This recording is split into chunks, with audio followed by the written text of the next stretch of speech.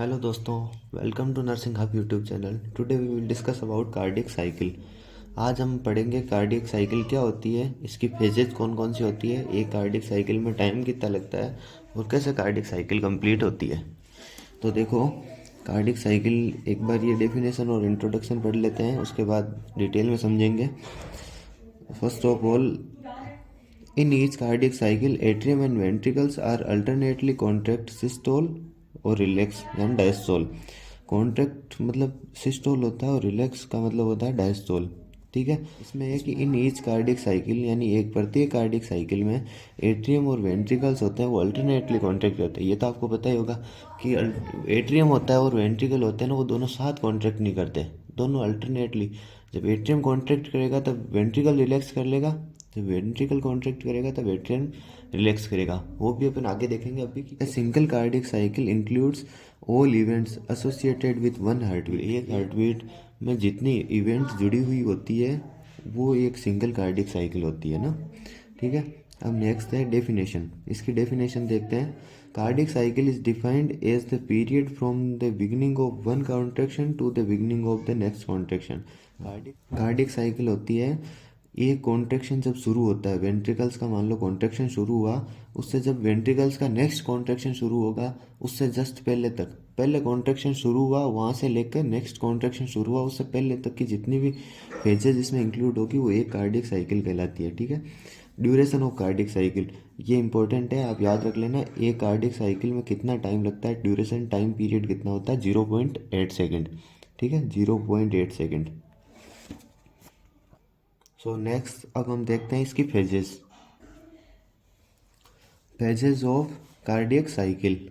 ठीक है, cardiac cycle में मेनली 4 फेजेस होती है। हम वन बाई वन देख लेते हैं। पहली है सिस्टोलिक फेज। ठीक है, सिस्टोलिक फेज का मतलब क्या होता है, सिस्टोलिक का मतलब अभी आपको बताया था, सिस्टोल का मतलब होता है कि कॉन्ट्रैक्शन करना। वेंट्रिकल से अपन स्टार्ट करते हैं। पहली सिस्टोलिक फेज में पहली है आइसोवोल्यूमेट्रिक फेज। आइसोवोल्यूमेट्रिक फेज का मतलब क्या होता है, इस नाम से ही पता चल रहा है। आइसो का मतलब होता है इक्वल और वॉल्यूम का मतलब होता है अमाउंट या आयतन, और मेट्रिक का मतलब होता है फ्लूइड,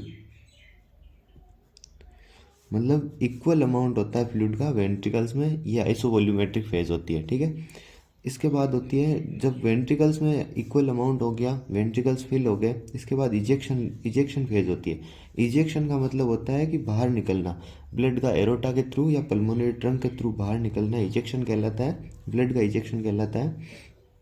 अब इसमें इजेक्शन फेज में क्या होती है, 2 फेजेस होती है, रैपिड इजेक्शन और रिड्यूस इजेक्शन। नाम से ही पता चल रहा है, रैपिड इजेक्शन का मतलब होता है कि इजेक्शन है वो रैपिडली होगा, फास्ट होगा, और रिड्यूस का या स्लो, रिड्यूस इजेक्शन का मतलब हो गया कि रिजेक्शन, ब्लड का इजेक्शन है वो स्लो होगा। ठीक है, इसके बाद है second diastole phase. Diastole phase में क्या होता है, पहली फेज है डायस्टोल का मतलब होता है कि रिलैक्सेशन। इसमें होता है कि प्रोपर डायलेशन ऑफ वेंट्रिकल्स। अब अपन ने पहले वाली फेज में देखा इजेक्शन फेज, जिसमें ब्लड एरोटा के थ्रू बाहर जा रहा था। अब डायलेशन फेज होगी, डायलेशन या डायस्टोल फेज होगी। डायस्टोल फेज में proper dilation of ventricles, ejection complete हो जाएगी, इजेक्शन फेज कंप्लीट हो जाएगी तो प्रॉपर डायलेशन फेज में जो सेमिल्यूनर वाल्व है वो ग्रेविटी की वजह से जो ब्लड का बैक फ्लो होगा एरोटा में, उसकी वजह से वो सेमिल्यूनर वाल्व क्लोज हो जाएगा। ये प्रोपर डायलेशन ऑफ वेंट्रिकल्स हो गया। अब आइसोवोल्यूमेट्रिक रिलैक्सेशन आ गया। आइसोवोल्यूमेट्रिक रिलैक्सेशन फेज होती है ना, इसमें क्या होता है, आइसो का मतलब वही इक्वल, वॉल्यूम का मतलब आयतन या अमाउंट, और मेट्रिक का मतलब फ्लूइड, फ्लूइड का अमाउंट इक्वल हो जाएगा।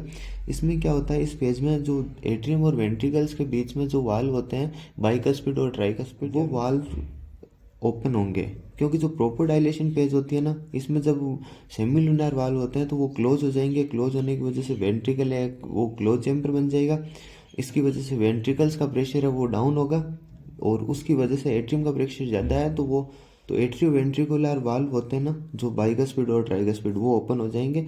ये आइसोवोल्यूमेट्रिक रिलैक्सेशन हो जाएगा। ठीक है, इसके बाद फीलिंग, वेंट्रिकल्स की फीलिंग। फीलिंग में क्या है, देखो, रैपिड फीलिंग और रिड्यूस फीलिंग, सेम वही इजेक्शन वाली बात है। रैपिड इजेक्शन और रिड्यूस इजेक्शन था, वैसे ही रैपिड फीलिंग और रिड्यूस फीलिंग है। ठीक है, रैपिड फीलिंग में क्या है कि जो वेंट्रिकल्स में ब्लड की फीलिंग है वो रैपिडली होगी, फास्ट होगी, रिड्यूस में है वो स्लो होगी। ठीक है, इसके बाद है एट्रियल सिस्टोल। एट्रियल सिस्टोल नाम से ही पता चल रहा है, इसमें एट्रियम का सिस्टोल, एट्रियम कॉन्ट्रैक्शन होंगे, सिस्टोल का मतलब कॉन्ट्रैक्शन, एट्रियम का कॉन्ट्रैक्शन होगा और ये लास्ट फेज होगी। और टोटल टाइम पीरियड है वो ड्यूरेशन आपको बता ही दी,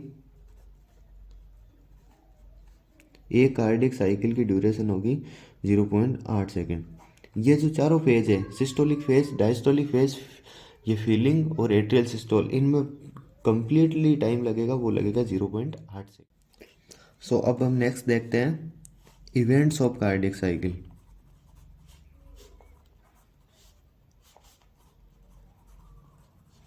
कार्डिक साइकिल में इवेंट्स कौन कौन सी होती है? मेनली 3 इवेंट होती है और 3 इवेंट फेजेस कंप्लीट, जो जितनी 4 फेजेस पढ़ाई थी उनमें सब टाइप्स थे, उनके अकॉर्डिंग 0.8 सेकंड का टाइम लगा था। पर इवेंट्स मेनली 3 इवेंट होती है, उनमें 0.8 सेकंड का टाइम लगता है। और वो कैसे लगता है वो अब हम यहाँ देखेंगे। ठीक है, ठीक है।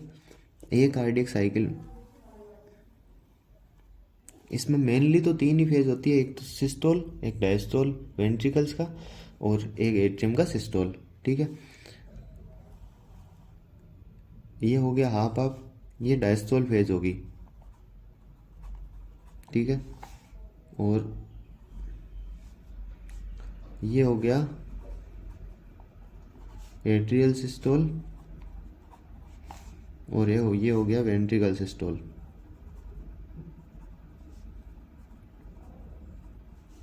वेंट्रिकल सिस्टोल में टाइम लगता है 0.3 सेकेंड, एट्रियल सिस्टोल में टाइम लगता है 0.1 सेकेंड, और डायस्टोल होता है ना जो वेंट्रिकल्स का ही होता है, वेंट्रिकल डायस्टोल में टाइम लगता है 0.4 सेकेंड। ठीक है, अब आप समझ सकते हैं कि ये जो 0.4 सेकेंड का टाइम है ये तो वेंट्रिकल डायस्टोल हो गया, और ये 0.3 सेकेंड का टाइम है वो वेंट्रिकल सिस्टोल हो गया, और ये 0.1 सेकेंड का टाइम है वो एट्रियम सिस्टोल हो गया।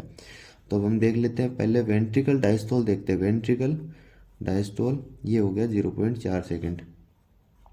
ठीक है, अब इसमें एट्रियम सिस्टोल, एट्रियम सिस्टोल में टाइम हो गया 0.1 सेकेंड। अब है वेंट्रिकल सिस्टोल, इसमें टाइम हो गया 0.3 सेकेंड। तो ये टोटल हो गया 0.8 सेकेंड। ठीक है, इजी है, कोई ज़्यादा नहीं है इसमें। समझ में आ गया? Thank you for watching.